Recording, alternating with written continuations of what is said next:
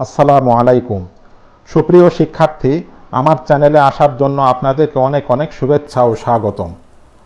তো ভিউয়ার্স, আজকে Microsoft Excel প্রোগ্রামের পার্ট 34 তথা ডেটা ভ্যালিডেশনের লিস্ট নিয়ে আলোচনা করব। আপনি যদি আমার আগের ভিডিওগুলি না দেখে থাকেন তাহলে অবশ্যই দেখে নেবেন। দেখার জন্য যে কোনো একটি ব্রাউজারে ঢুকে ইউটিউবে গিয়ে সার্চে গিয়ে যদি লেখেন AM ডিজিটাল চ্যানেল, তাহলে আমার এরকম একটি ডিসি লোগো চলে আসবে। উক্ত লোগোতে ক্লিক করলে আমার চ্যানেলের ভিতরে নিয়ে আসবে, সেখানে আপনি আমার সকল ভিডিও দেখতে পাবেন। আর এর আগের পর্বটি দেখার জন্য এই ভিডিওর আই বাটনে ক্লিক করেও দেখে নিতে পারেন। চলুন কথা না বাড়িয়ে কাজ শুরু করা যাক। তো আজকে আমরা এই ডেটা ভ্যালিডেশনের লিস্ট অর্থাৎ ড্রপ ডাউন লিস্ট নিয়ে কাজ করব। তো আমি 3টি পদ্ধতিতে এই লিস্টটি দেখাবো। তো এখন আমরা দেখব প্রথম পদ্ধতি হলো আমরা এই লিস্টের এই সেলগুলিকে এরকমভাবে সিলেকশন করে একটি রেঞ্জ নির্ধারণ করে নিব। নেওয়ার পর ডেটা ভ্যালিডেশন, ডেটা মেনুর আন্ডারে ডেটা ভ্যালিডেশন, এখান থেকে ডেটা ভ্যালিডেশন ক্লিক করলে এরকম একটি ডায়লগ বক্স আসবে। এখানে সেটিংসের আন্ডারে আমরা এখান থেকে লিস্ট আমরা নির্ধারণ করে দেব। সোর্সের এখানে লিখব সাপোজ বাংলাদেশ, BANGLADESH, বাংলাদেশ লিখলাম। তারপরে লিখলাম পাকিস্তান, PAKISTAN পাকিস্তান লিখলাম। ইন্ডিয়া, INDIA ইন্ডিয়া লিখলাম। নেপাল লিখলাম, NEPAL নেপাল লিখলাম। এই কটি লিখে আমরা এখান থেকে আমরা ওকে করে দিলাম। তাহলে আমরা যদি ড্রপ ডাউনে এখন যদি ক্লিক করি তাহলে আমাদের এই লেখাগুলি আমরা পাচ্ছি। এভাবে করে আমরা আমাদের পছন্দের আমরা তথ্যগুলি আমরা ইনপুট দিতে পারবো। আবার আমরা এখানে ইনপুট মেসেজ বা ইরর অ্যালার্টটাও আমরা সেট করে দিতে পারবো।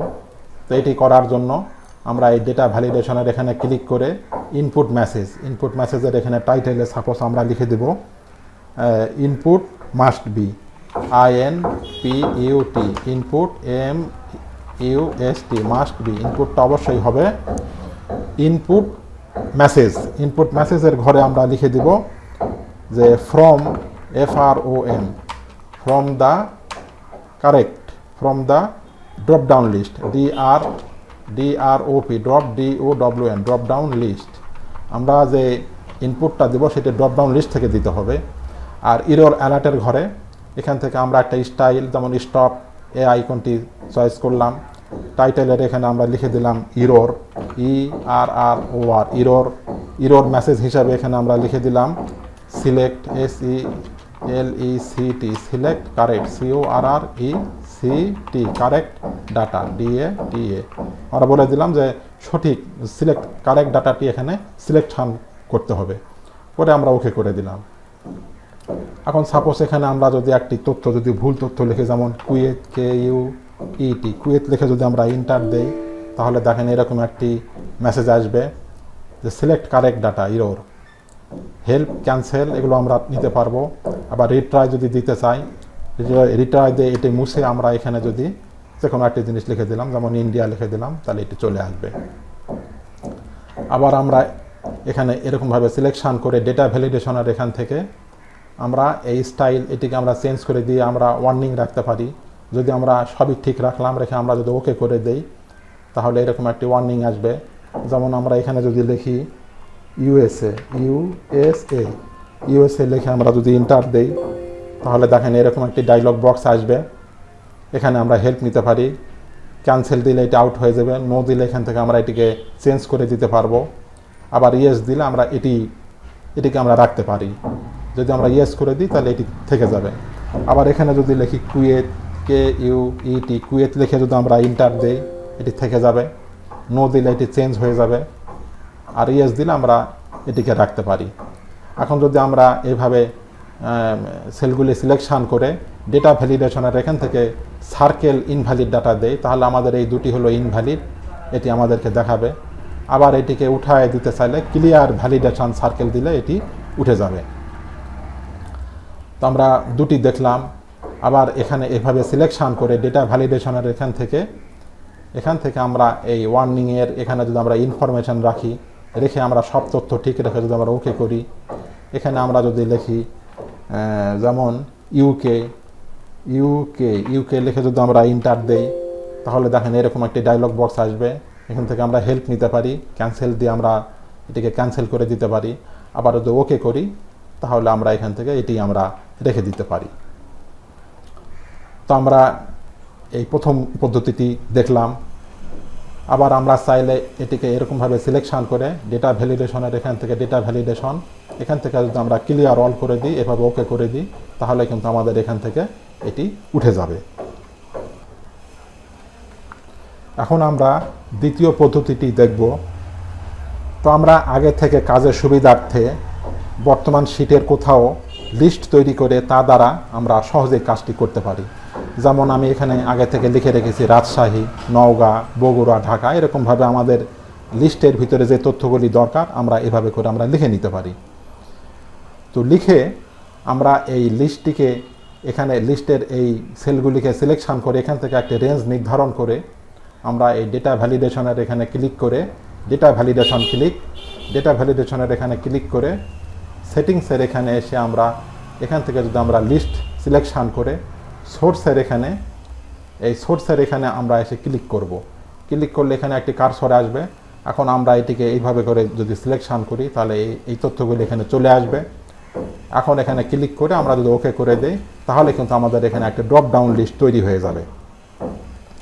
তো এটির সুবিধা হলো যে আমরা চাইলে এখানে নতুন করে কোনো ইনফরমেশান অ্যাড করতে পারি, এটিকে আমরা আউট করে দিতে পারি, আবার এখান থেকে আমরা রিপ্লেস দিতে পারি বা এটিকে আমরা স্থানান্তর করতে পারি। যেমন আমরা এই ড্রপডাউনে যদি ক্লিক করি তাহলে দেখতে পাচ্ছি আমাদের এখানে রাজশাহী, নওগাঁ, বগুড়া, ঢাকা এটি রয়েছে। সাপোজ আমি এখানে যদি লিখি নাটোর, NATOR, নাটোর যদি লিখি, এখানে যদি আমরা ড্রপডাউনে যদি ক্লিক করে দেখি আমাদের এখানে কিন্তু নাটোর লেখাটি নেই। তো আমরা চাইলে নাটোরকে আমাদের এই লিস্টের ভিতরে আমরা নিতে পারি। তো এটি করার জন্য এখানে মাউস নিলে যদি কার্সর এরকম হয় তখন এটিকে শিফট চেপে আমরা যদি এটিকে এইভাবে করে টেনে নিয়ে যদি আমরা এখানে দিয়ে দিই তাহলে দেখেন আমাদের এই ভিতরে নাটোর চলে এসেছে। এখন যদি আমরা এই ড্রপডাউনে ক্লিক করলে আমরা এখানে দেখতে পাচ্ছি যে এখানে নাটোর এসেছে। আমরা কন্ট্রোল জেড দিয়ে ব্যাকে আসলাম। আবার আমরা চাইলে এই লেখাটিকে আমরা রিপ্লেস করতে পারি। যেমন আমরা নওগাঁর বদলে আমরা নাটোরকে কিন্তু আমরা রাখতে পারি। তো এটি সিলেকশন করে এরকম হলে শুধু এরকম করে চেপে নিয়ে যদি আমরা নওগাঁর উপরে ছেড়ে দিই তাহলে দেখেন এরকম একটি ডায়লগ বক্স আসবে, do you want to replace the content of the destination cells, মানে আপনি কি এটিকে রিপ্লেস করতে চান? যদি আমরা ওকে করে দিই তাহলে দেখেন নওগাঁ আউট হয়ে যায়, এখানে নাটোর চলে এসেছে। তো আমি কন্ট্রোল জেড দিয়ে ব্যাকে আসলাম। আবার আমরা চাইলে এই রাজশাহী এই লেখাটিকে আমরা সবার নিচে আনতে পারি, স্থানান্তর করতে পারি। তো এটি সিলেকশন করার পর এখান থেকে এইভাবে করে টেনে নিয়ে যে আমরা যদি এরকম করে নিচে নিয়ে আসি তাহলে দেখেন নিচে চলে আসবে। আবার চাইলে এখান থেকে আমরা এইভাবে করে টেনে নিয়ে আমরা উপরে দিতে পারি। তো আমরা এই দুটি পদ্ধতি দেখলাম। তো তৃতীয় পদ্ধতিটি হলো আমাদের এটি হলো MS এক্সেল অফিস 2007, অর্থাৎ এই 2007-এ এখানে আমরা এই শিট 2-এ দেখেন আমি কিছু তথ্য লিখে রেখেছি।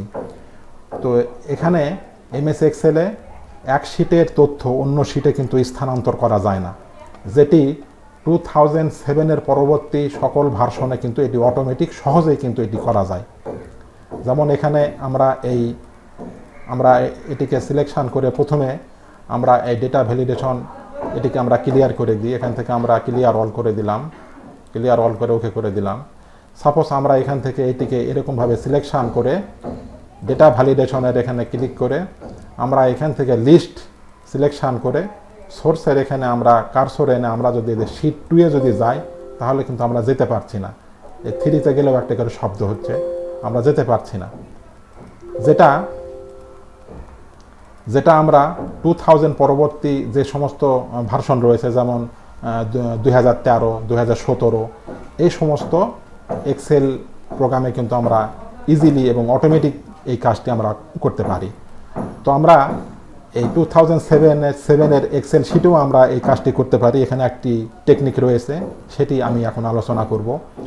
তো এটি করার জন্য আমাদেরকে যেটি করতে হবে, এই ফর্মুলা মেনুতে ক্লিক করতে হবে। ফর্মুলা মেনুতে ক্লিক করার পর ডিফাইন নেম যদি আমরা এখানে ক্লিক করি তাহলে এরকম একটি ডায়লগ বক্স আসবে। এখানে আমরা নেমের ঘরে লিখে দিলাম ডাটা, DATA, ডাটা লিখে দিলাম। স্কোপের ঘরে আমরা ওয়ার্কবুক রাখলাম, অর্থাৎ আমরা ওয়ার্কবুক সিলেক্ট করলে এই ওয়ার্কবুকে যতগুলি শিট থাকবে আমরা প্রত্যেকটা শিটেই কিন্তু আমরা স্থানান্তর করতে পারি। কমেন্টের ঘরে কোনো কিছু লেখার প্রয়োজন নেই।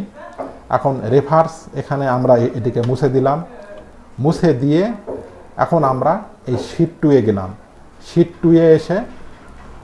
2-এ এসে আমি এটিকে এরকমভাবে সিলেকশন করে দিলাম, তখন এটি চলে আসলো। এখন যদি আমরা এখান থেকে ওকে করে দিই তাহলে কিন্তু আমাদের এটি কিন্তু লিঙ্ক আকারে আসবে। তো সেটি দেখার জন্য আমরা এই ফর্মুলাস মেনুর এই নেম ম্যানেজারে যদি ক্লিক করি তাহলে আমরা দেখতে পাচ্ছি এখানে একটি লিঙ্ক তৈরি হয়ে গেছে। তো আমি এটিকে ক্লোজ করে দিলাম। এখন এই কাজটি করার জন্য আমরা এই সেলগুলিকে এরকমভাবে সিলেকশন করে রেঞ্জ নির্ধারণ করে এখন এই ডেটা মেনুর আন্ডারে ডেটা ভ্যালিডেশন ক্লিক করে ডেটা ভ্যালিডেশনের এখানে এসে এনি ভ্যালুর এখানে আমরা লিস্ট নির্ধারণ করে দিলাম এবং সোর্সের এখানে এসে আমরা ইকুয়াল দেব। ইকুয়াল দিয়ে আমরা যে ডেটা নাম লিখে রেখেছিলাম তো সে লিখে দিলাম DATA, ডেটা লিখে আমরা এখান থেকে ওকে করে দিলাম। তাহলে দেখেন আমাদের এই ড্রপ ডাউনটি কিন্তু এখন চলে এসেছে। এখন দেখেন আমরা এখানে গেলে আমরা দেখতে পাচ্ছি যে আমাদের এই ড্রপ ডাউনটি কিন্তু এখানে এসেছে। এখন আমরা যদি এই শিট 2-এ এখানে যদি আমরা নতুন কোনো ইনফরমেশনকে যদি অ্যাড করতে চাই, সাপোজ এখানে এখান থেকে আমি দিলাম স্কেল, যেমন SCAL, স্কেল দিয়ে ইন্টার দিলাম, তাহলে এখানে স্কেল চলে আসলো। এখন এই স্কেলটিকে আমরা শিফট শেপে এইভাবে করে আমরা এর ভিতরে দিয়ে দিলাম, তাহলে আমাদের এটি চলে আসলো। এখন আমরা শিট 1-এ গিয়ে এখানে যদি আমরা দেখেন এর ভিতরে কিন্তু আমাদের স্কেল লেখাটি চলে এসেছে। এভাবে করে আমরা অতি সহজে করতে পারি। আমরা যে টেকনিকটি অবলম্বন করে এই কাজটি করলাম, আমরা এই পদ্ধতিকে আবার আমরা আউট করে দিতে পারি। তো সেটি করার জন্য ফর্মুলাসের এখানে ক্লিক করে নেম ম্যানেজারের এখানে ক্লিক করে এই ডেটাটিকে আমরা সিলেকশন করে ডিলিট ক্লিক, ওকে ক্লিক করে আমরা ক্লোজ করে দিলাম। এখন দেখেন আমাদের এখান থেকে কিন্তু এই ড্রপ ডাউনটি কিন্তু উঠে গেছে।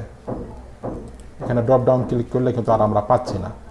তো এটিকে আমরা এরকমভাবে সিলেকশন করে ডেটা মেনু ক্লিক, ডেটা ভ্যালিডেশনের এখান থেকে আমরা ক্লিয়ার অল করে দেব, তাহলে আমাদের সব কিছু এখন ক্লিয়ার হয়ে যাবে।